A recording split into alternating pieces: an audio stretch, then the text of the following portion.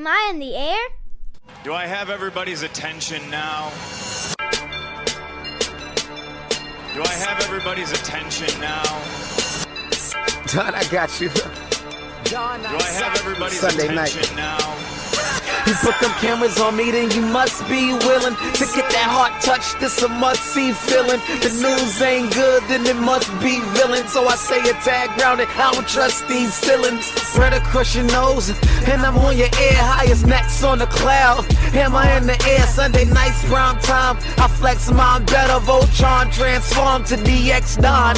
Mega and off-scene, you probably think I'm nice, cause I flow like a stream to your wireless device. And the smoke all the steam on any given night. I'll short like a piece of any given slice. And for the latest and what is best about, I tune in and tune the rest out, Don. You gotta tell them, am I in the clear?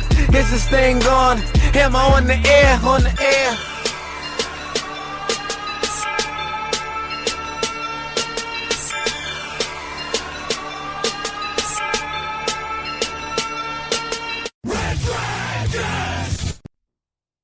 Before time began, there was Don Mega.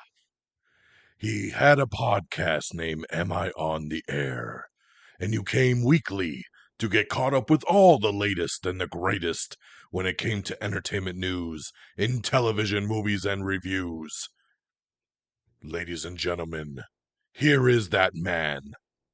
This is Optimus Prime, and I thank you.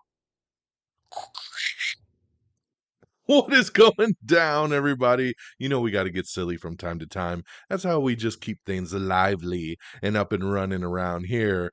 My name is Don Mega. I am your host. This is Am I on the Air? This is where you get caught up with all the latest and the greatest when it comes to entertainment news. And I thank Optimus Prime for his great introduction here tonight, because it is season 26. It's episode 22, and tonight's show is titled Unite or Fall. We're going to be breaking down the news from June 7th through today, June 13th. Okay? Getting you all caught up. We're going to have non-spoiler movie reviews. For those of you looking for some spoilers, we're trying to work it out, y'all. We're trying. We discussed, the guys and me, we discussed today about maybe doing a big combo edition of Am I Still in the Air, reviewing Across the Spider-Verse and Transformers in spoiler territory. But once again, it is a scheduling thing. We're trying to figure it out. Stay posted. Keep an eye on the social media. We'll let you know when we get there. But yeah, I got 3 movie reviews for you guys. No new television shows tonight because I'm trying really hard to finish shows that I have started before I start moving on to new stuff. Because I'm in the middle of a dozen shows right now, and I'm like, you know what? As much as I really want to start new stuff, I really need to finish some stuff that I got going. So nothing new this week, but I do have 3 movie reviews, and then of course we'll take you through the news of the week, okay? So let's jump right on in and start with the Transformers. That's right, Transformers Rise of the Beast, the new #1 movie across the world. I've been waiting for this one with bated breath. I am a massive Transformers fan. Was a Transformers fan growing up. And then Michael Bay, I don't care what any of y'all say. I love Michael Bay as a director. I think he makes some incredible action movies. And back in 2007, he gave us our first live action peek at the Transformers, and it was pretty damn incredible. He went on to make 5 films, then stepped away. Then we got the Bumblebee movie, which took place in the 80s. And then we're going to fast forward to 1994 and bring us here to Transformers Rise of the Beast, basically a direct sequel to Bumblebee, even though it doesn't really reference much that happened in Bumblebee, but it is technically a sequel to Bumblebee, as we start to, unite the Autobots once again. But this time we got Maximals, right? The robotic animals that are just like Transformers, but instead of cars, they're animals. And then we got Unicron trying to come over and take over the Earth. Of course, for those of you that are old school fans of Transformers, you know Unicron. And you got the Terracons that he sends down to try to take out the Transformers.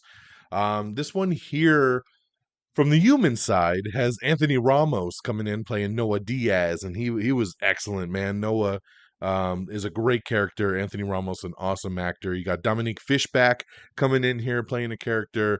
And we got, of course, some great voices in this thing. Peter Cullenback as Optimus Prime. Ron Perlman as Optimus Primal. Peter Dinklage as Scourge. Michelle Yeoh as Air Razor. And then you got Pete Davidson coming in as Mirage. And Mirage really stealing the show in this movie right here, man. You know, Bumblebee has always kind of been that center figure, right? In the original three Michael Bay films, it was Bumblebee and Sam Witwicky, right? It was Shia LaBeouf's character. That was the through line. And then Bumblebee always stayed a major character even into 4 and 5, and then got his own movie. And then in this one, he gets a little sidelined because we bring Mirage to the forefront. And what a character Mirage is. And shout out to Pete Davidson for just killing it with the voice work on this one, man. I thought he was hilarious, and it really brought a really fun level to this movie. And overall, guys, I gotta say, this movie's amazing. I really had a blast with this one. And this was a big kind of turning of events for my daughter, because my daughter's starting to really kind of get into action movies, right? She's always loved the Marvel movies and the DC movies and stuff like that, but she's starting to get into more and more action stuff as she gets older. And I she liked Bumblebee, and I took her to see Bumblebee in the theater when it came out, but she was really young when Bumblebee came out, so she doesn't remember a lot of it. And we did rewatch it about a year or two ago, and I think she's already kind of forgotten a lot a lot of it. But she was intrigued with this one because she was like, as much as I like Bumblebee, I want to see more of the Transformers, right? She didn't want just a solo movie. And that's what this movie gave her. And about halfway through the movie, she looked at me and she was like, "This is awesome." And especially in the big fight scenes, she was so giddy about it. And she was like, "Oh, I love it so much." And when we left the theater, she was like, "That's one of my favorite movies ever. I loved it." So it made me really, really happy. And then that is starting me to take her through the journey of the Michael Bay films. So when we got home that weekend, we watched the first Transformers movie. So we're one down. We still got four more to go. But I'm glad to see that she's interested in the franchise. She's interested in knowing more about the robots and the story. Just trying to explain to a 9-year-old how those movies take place in the 2000s, and then Bumblebee's in the 80s, and this movie's in the 90s. Gets a little confusing for a kid, but I think she's starting to kind of grasp it. But I really, really dug that she really enjoyed this movie a lot, because I wasn't sure how she'd take away from this one. For me, as a massive Transformers fan, and I love all the Michael Bay movies, the fifth one, Last Night, is my least favorite. I did feel it was a big step down, but I love the first four. I do, very much so, unapologetically. And I love Bumblebee as well, too. So I was very excited about this one. And Rise of the Beast is excellent, man. This is directed by Stephen Caple Jr., who did Creed 2. So this is his follow-up movie there. Excuse me. And I just thought the movie had a lot of heart. I thought it had great humor.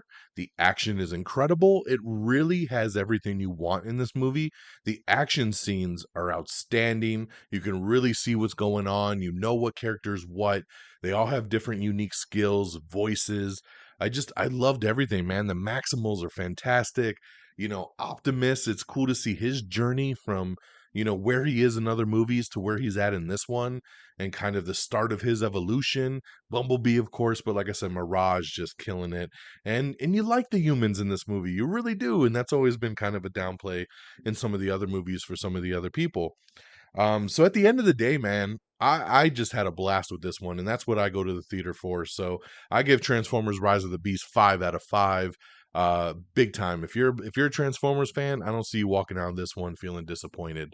If you don't like the other Transformers movies, we'll see how you feel about this one. Like, I think this movie, what's great about it is I feel it's a great mix of the Michael Bay movies and the Bumblebee movie. Like, it falls right in the middle, right? My I love the big action that the Michael Bay movies brought, and I love the heart and the levity that the Bumblebee movie brought. Rise of the Beast falls kind of right in the middle, right? Like I always said with Bumblebee, I would have liked it more if there was more action, because Bumblebee comes off very kiddie at times. Rise of the Beast falls in that good middle scale where it's not as kiddie, but I can see why like my daughter likes it or why kids would really like it, but it also has great action for the adults, right? So I feel like Rise of the Beast doesn't go so far adult and so far extreme action like the Michael Bay movies, but not so far to the other way to be kiddie like Bumblebee. So it fits a perfect fold right in the middle. So loved Rise of the Beast. Highly recommend you check it out. I saw it in IMAX and fell in love with it, man. I can't wait to watch this one again. So Transformers Rise of the Beast, 5 out of 5. My second movie is a streaming movie. And I was excited about this one because I just thought it was such a unique story and I really wanted to see more. And I love the trailer. And that's the new movie Flamin' Hot. This is the true story about Richard Montañez, right? He was a guy who was struggling to find the right job. He wanted to support his family. He gets a job at Frito-Lay and they give him a janitor job. But he starts kind of trying to learn more about the business, learn more about the machines. He works there for years, and then he gets the idea, what if I made these chips spicy? Right? And he works with his family to kind of get the ingredients down and really like create a chip that his people would love. And really turning the snack industry upside down and creating the Flamin' Hot phenomenon. And it was a really good story, man. They shoot it in a very comedic aspect. It is a drama at times, but the lead actor here, Jesse Garcia, who plays Richard Montañez, he's fantastic. His delivery is great. There's moments in this that will just kill you in laughter. And it's hard to not root for this guy. And it's a very, very interesting story about the creation of the Flamin' Hot chips. So it's a simple story, but it's a great story with a lot of heart, a lot of laughs, and I had a great time with it. So Flamin' Hot is streaming on Hulu and on Disney Plus. So whichever one you got, make sure you check out Flamin' Hot. I would give this one 4 out of 5 stars. It was a really, really fun watch. And then my third and final movie that I checked out is a little horror flick that just popped up out of nowhere on Paramount Plus. It's called Margaux. And Margaux is about a smart home that wants to kill you. That's right. Welcome home is the tagline. As a group of seniors celebrate their final college days at a smart house, the house's highly advanced AI system, Margaux, begins to take on a deadly presence of her own. A carefree weekend of partying turns into a dystopian nightmare as they realize Margot's plans to eliminate her tenants one way or the other. Time begins to run out as the group desperately tries to survive and outsmart this smart home. That's right. So yeah, I never heard of this movie. I watched the trailer. I was like, this looks cheesy, but if there's something I'm a sucker for, it's a cheesy little horror movie. And I was like, dude, I gotta check this out, right? A smart home, like a evil Alexa trying to kill everybody. Why not, right? And it starts off with a couple that just gets murdered, and then we kind of fast forward to these kids going to celebrate it like this Airbnb that's all super fancy. It's run by an app, and they meet Margaux, and Margot's, hey, I'm here for all your needs. Let me know what you like to do. And then just one by one starts chopping them off. Now, this movie's super low budget, so it tries to do some really cool things, and the effects really don't do it. But overall, man, the kills were pretty graphic. It did some fun stuff. And even though I won't say this is a good movie, and I'm not gonna like highly recommend you run out and see it, if you just like cheesy little horror movies, I think you might get a kick out of this one. I would give Margaux 2 out of 5 stars. It just falls on the okay scale, but I actually kind of dug it. Like I said, I can't give it 3 stars because I don't think it's good, but I didn't mind spending the time watching this one, man. It was cheesy goodness. So you could check out Margaux on Paramount Plus. Like I said, 2 out of 5 stars. So there's my 3 movies of the week. Transformers Rise of the Beast, now in theaters, 5 out of 5 stars. Flamin' Hot, now streaming on Hulu and Disney Plus, 4 out of 5 stars. And then Margaux, streaming over on Paramount Plus, 2 out of 5 stars. All right, guys, let's get on over to our box office. Coming in number 10, it's Past Lives. Number 9 is The Machine. Number 8, About My Father. Number 7, Super Mario Brothers movie. Number 6, Fast X, which, by the way, is hit digital. So you can now watch Fast X. You can rent it or buy it at home now. So very cool. I can't wait to watch Fast X again. Number 5 is The Boogeyman, which I will actually be seeing tomorrow. So I'll let you guys know how that one turns out. Number 4 is Guardians of the Galaxy Volume 3. Number 3 is The Little Mermaid. Number 2 was last week's number 1. That's Spider-Man Across the Spider-Verse, drop into number 2 to make room for your new number 1, Transformers Rise of the Beast. Coming in there with a nice $60.5 million to make its debut. Transformers, by the way, does have a post-credit scene, or actually a mid-credit scene. There's nothing at the very, very end. And there's a really cool reveal at the end of the movie, so make sure you stick around and check it out. Because it's cool. It's cool. All right, there's your box office. So with that out the way, let's switch gears and let's get into our news of the week. Oh man, I hate to see shows that I like get canceled, and that's what happened here. I love That For You, which was a comedy that was on Showtime. Showtime has canceled it after just one season, and that really bums me out. This one here was starring Vanessa Bayer from SNL and Molly Shannon, of course, from SNL way back in the day. This show was hilarious. I really, really liked it. Had real big fun with this one. Was waiting to hear it get renewed, and it got canceled. So big bummer there.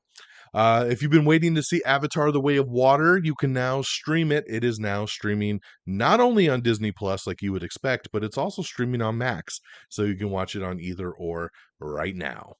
We have the new trailer for Expendables 4. That's right, or the Expendables, the way that the logo is made out. Megan Fox joining this one. You got Dolph Lundgren coming back, Jason Statham, Sylvester Stallone, 50 Cent, Tony Jaa, along with Iko Uwais, are all in this movie. Trailer, I love the Expendables movies, by the way. Expendables 2, amazing. Expendables 1, a lot of fun. Expendables 3, it was okay. This one here, trailer didn't quite do it for me. It didn't. I'll still watch it because I'm hoping it's good. Hopefully it's just a blah trailer. But yeah, I expected a little bit more out of this one, but I'll definitely be checking it out. Expendables 4 comes out in September. Ahsoka, a lot of people wondering when the next Star Wars series is going to hit. Ahsoka officially arrives on Disney Plus August 23rd. The Lincoln Lawyer coming back this summer, so a lot of you have been wondering when that's going to be hitting back. Part 1 will be hitting on July 6th, and Part 2 will be hitting on August 3rd. I want to watch this show. I actually did not get a chance to see season 1, so crazy that season 2 is already here. But a lot of people like this one a lot. We have the trailer for The In-Laws. This movie looks really, really funny. Adam Devine and Pierce Brosnan, along with Nina Dobrev and Ellen Barkin, star in The Outlaws, which premieres on July 7th. Looks really, really funny, and I'm down to check that one out. September 22nd for The Expendables 4, by the way, just if you're looking for that exact date, that's what's coming out then. We have the new trailer for Confidential Informant, which is Mel Gibson's new crime thriller. Jenna Ortega says Wednesday season 2 is going to ditch the love story aspect in favor of going more horror. So I like that one a lot. Mission Impossible 8 production has been delayed due to the writer's strike. I feel like this is a new segment we should have on this show every single week now, is all the productions that have ceased action because of this writer's strike. So they were almost done with Mission Impossible 8, but now it is delayed. We have the trailer for Justice League War World, which previews the new R-rated Justice League movie, so check that out. Good Omens Season 2 trailer has dropped, so a lot of you looking for the first look there for the Prime Video upcoming season, check that. The CW has unveiled its summer schedule, so you can check that out with everything they've acquired, because they've acquired quite a bit of shows, and some big reruns that they're going to be doing this summer, so check out their schedule for the CW there. We have the trailer for the After Party Season 2. I loved the After Party Season 1. Show was hilarious. This is on Apple TV Plus. Season 2 coming out next month in July, and I'm very excited about it. This trailer is great, and I can't wait for the After Party Season 2. Rumor has it that the Flash director Andy Muschietti is the top choice to direct the new Batman movie, The Brave and the Bold. Multiple sources are saying that, even though there's no script and no formal commitment from the filmmaker, they're waiting until the writer's strike kind of ceases, but it sounds like James Gunn is trying to lock him up to do the new Batman movie, and that would be pretty cool, because from everything we're hearing about the Flash, He did a fantastic job, which I'll be seeing The Flash Thursday, by the way, in IMAX. I'm so excited to see The Flash. I'm super, super, super stoked. What I was also super stoked about was I put up a quick tweet after seeing Transformers, and I was very happy to see that Paramount Pictures ended up following me and then retweeting my tweet, which got a lot of traction. So over 23,000 people saw that tweet, and I appreciate the love from Paramount Pictures, my good friends over at Paramount Pictures. So showing that love for Transformers, man, very cool. Bryan Cranston says he's going to be taking an acting break in 2026. That's right. He's going to move to France with his wife and just settle down for a little bit. So very cool there. Mark Ruffalo is going to be returning to HBO for a new limited series from Mar of Easttown creator Brad Inglesby. The series will follow a task force of law enforcement officers and the criminals they are trying to apprehend. There's going to be more Vanderpump drama on the horizon as Hulu has announced the new 10-episode series order for Vanderpump Villa.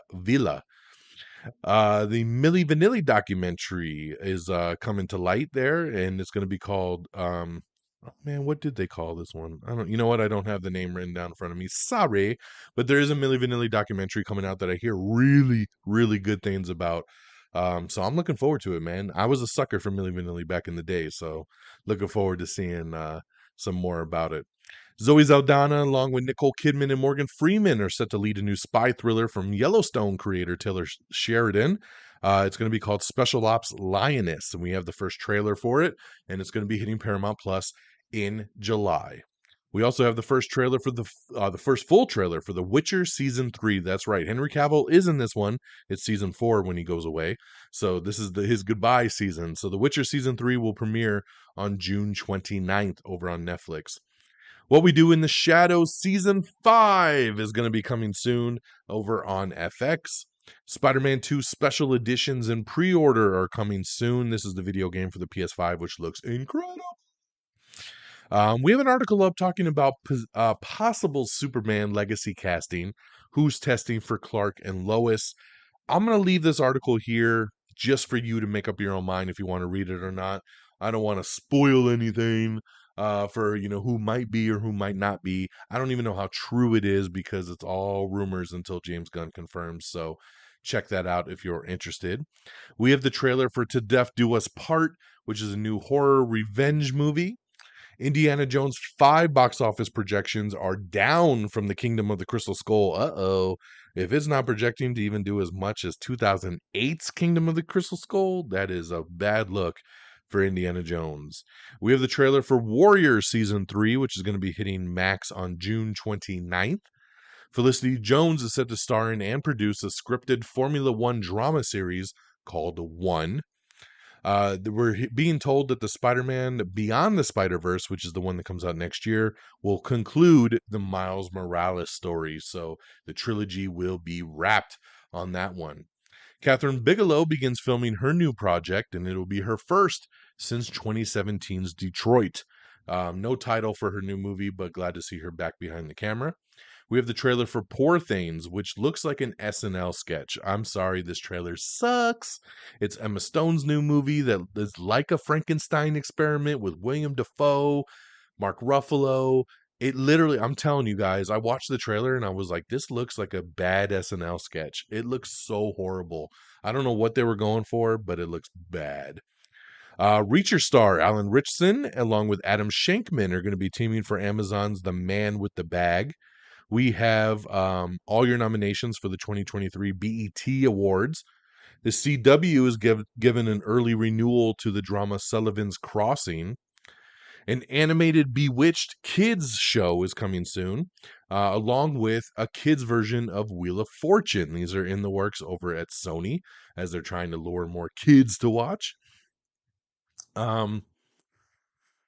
Let's see here. The Hurt Unit, Judgment, Keeping It Together, and Public Defenders are all new pilots that ABC was doing, and ABC has passed on all of them. That's right. They're not going to take any of them, which is crazy.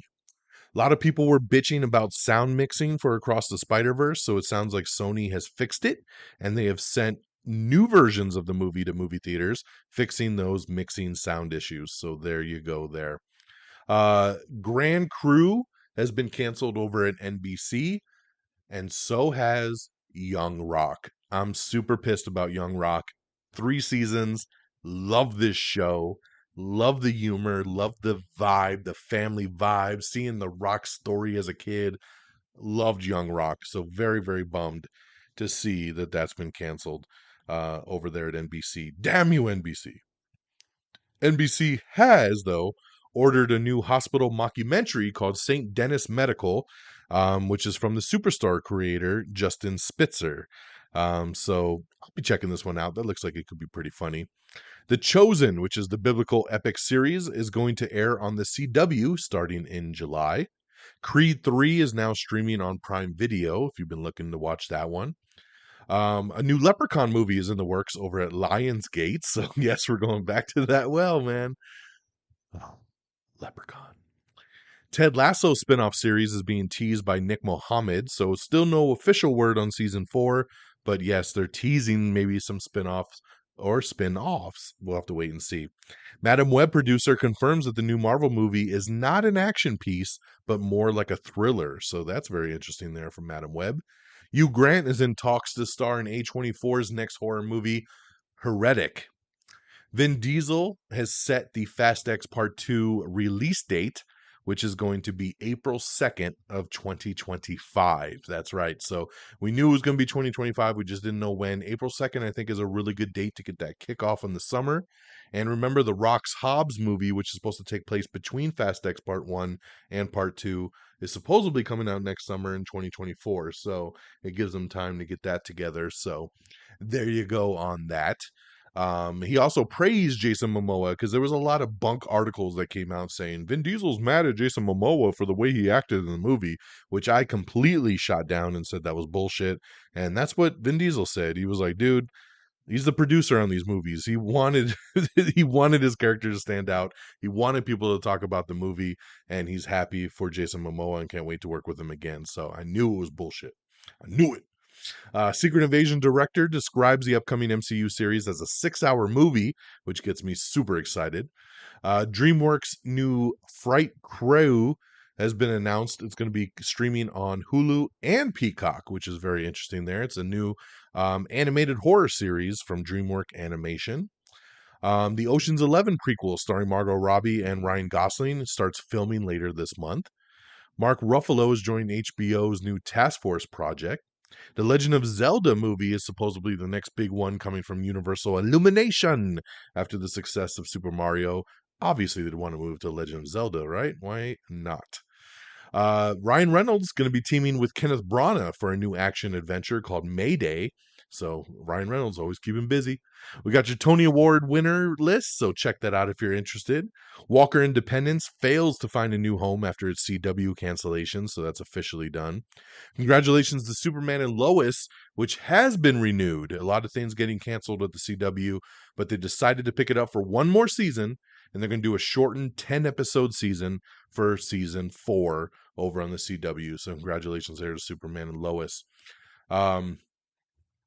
In some really sad news, Treat Williams passed away yesterday at the age of 71 in a motorcycle accident. Very, very sad to hear of how that happened. He was 71 years old. Of course, people know him from Everwood. That's where people know him mainly from. Of course, he's been in a million movies. Very sad to hear somebody pass from like a car accident, stuff like this. So super, super bummer of an announcement, and definitely our thoughts and prayers go out to his family and friends. Pat Sajak looking to take his final spin on the wheel. That's right, the longtime Wheel of Fortune host, who's been at the helm of the game show since 1981, is going to step away from the production after the end of his upcoming 41st season. So there you go, man. It's been a wonderful ride. He's going to retire after 41 seasons. Wow. Terrifier 3 is going to be coming to theaters, guys. That's right. Wide release, So Terrifier came out several years ago. A little slasher film. Did okay. They made Terrifier 2. Was in limited release. They made it for $250,000. And due to word of mouth, that movie ended up making over $15 million off a $250,000 budget.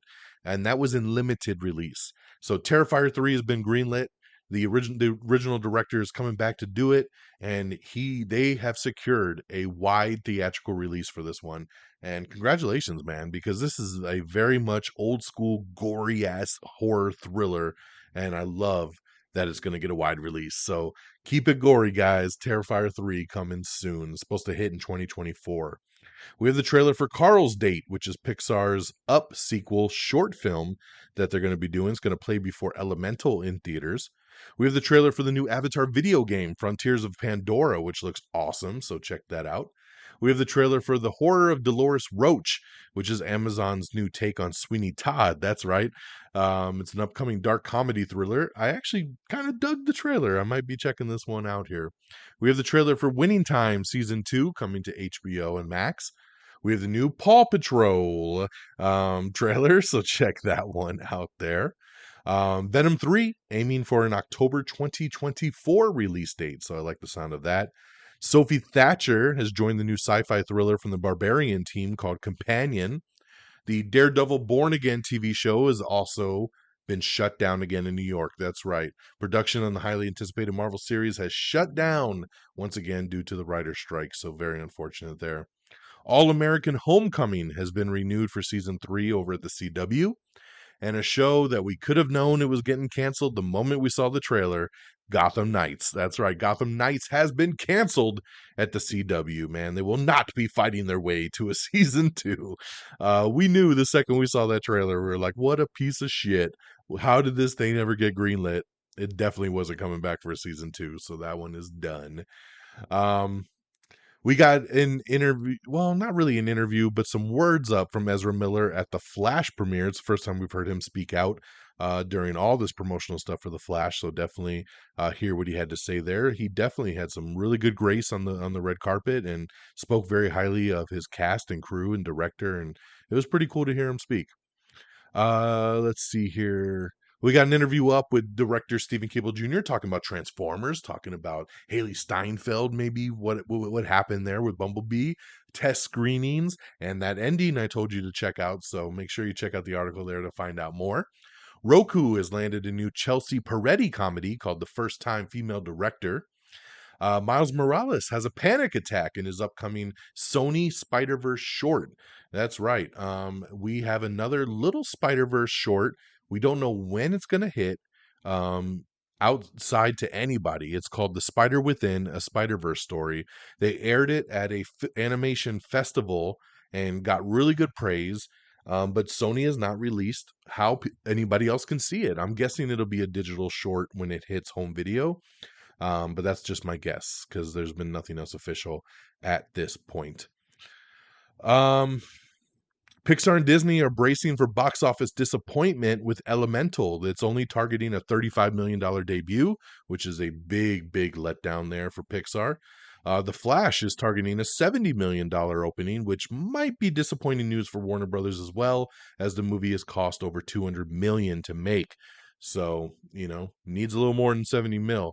And with the high praise coming off this movie, it really shocks me to hear that it's only tracking 70. So we'll see what it does.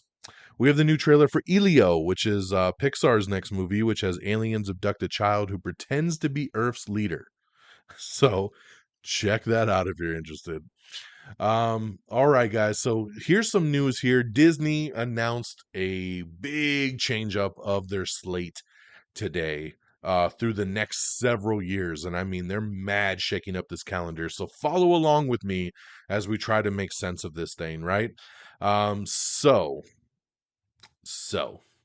here we go. Among the highlights of today's announcements, the live action Moana that The Rock has been talking about officially has a release date now. It'll come out on June 27th, 2025. Good news here is that Marvel is moving Deadpool 3 up. That's right. That movie Deadpool 3 wasn't going to come out till November 8th of 2024. It's been moved up 7 months and it'll now come out on May 3rd, 2024, which is pretty damn awesome. So that's good news. Not good news for everything else. So an untitled Star Wars movie is debuting on December 18th, 2026. So it's going to be quite a while before we see Star Wars. Avatar 3. This is where we get me, right? Avatar 3 was supposed to come out next year.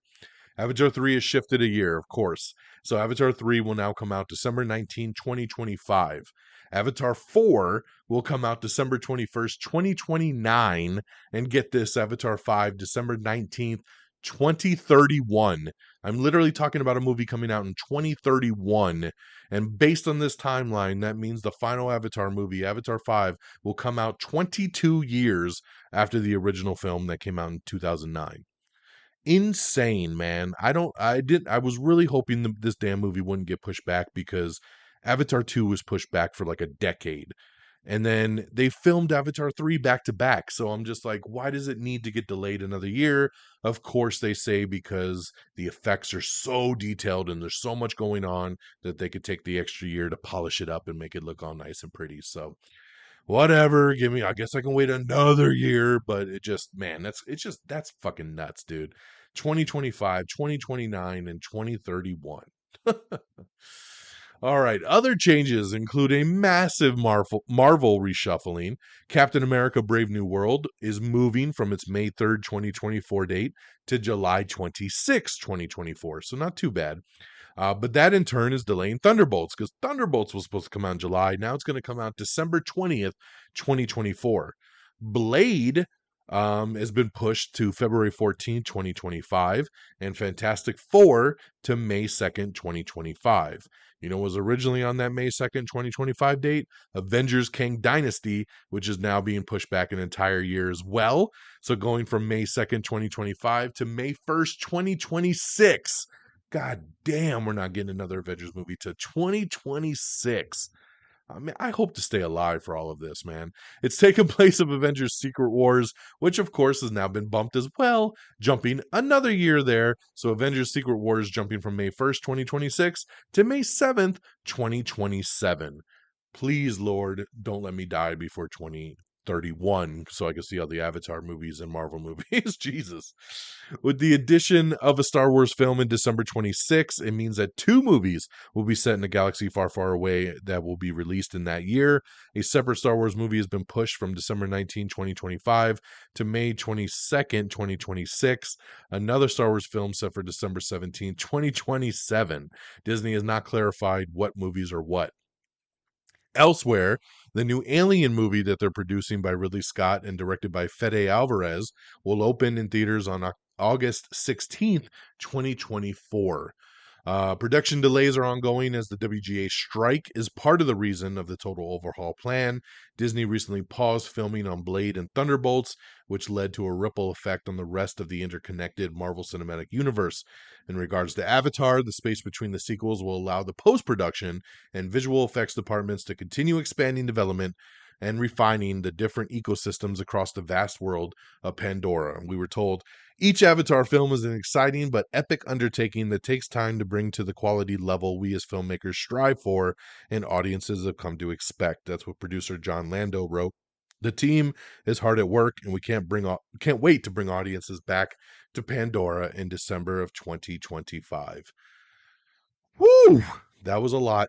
That was a lot. So soak that all in. Big highlights here. Avengers going back a year from 2025 to 2026. Avengers Secret Wars from 2026 to 2027. The Avatar movies all being pushed back. The new Moana on June 27th. The new Alien movie on August 16th, 2024. Just so much movement, man. So there you go. Hope that all made sense. Disney Junior doing a new animated series, Disney Junior's Ariel, which will be inspired by the Little Mermaid live action movies. So congratulations there. It's pretty awesome. Scarlett Johansson says her secret Marvel project will still happen, and they're still working on that. So very cool there. We have the trailer for Landscape with the Invisible Hand. That's a new sci-fi drama movie. Transformers Rise of the Beast sequel looks to get Stephen Cable Jr. back to direct. He is not signed on yet, but he's in negotiations, and I like the sound of it, man. Let's keep that flow going. We have the trailer for Foundation Season 2, which brings back the Apple TV Plus show. John Boyega, Jamie Foxx, and Tiona Paris are starring in They Clone Tyrone, which finally hits Netflix on July 21st. A lot of people looking forward to that one.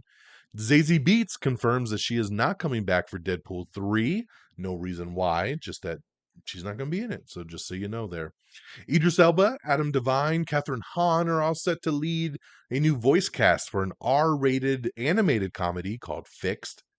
CBS executives are teasing Fire County or Fire Country spinoffs, and perhaps Paramount Plus originals. So we'll see what ends up happening there.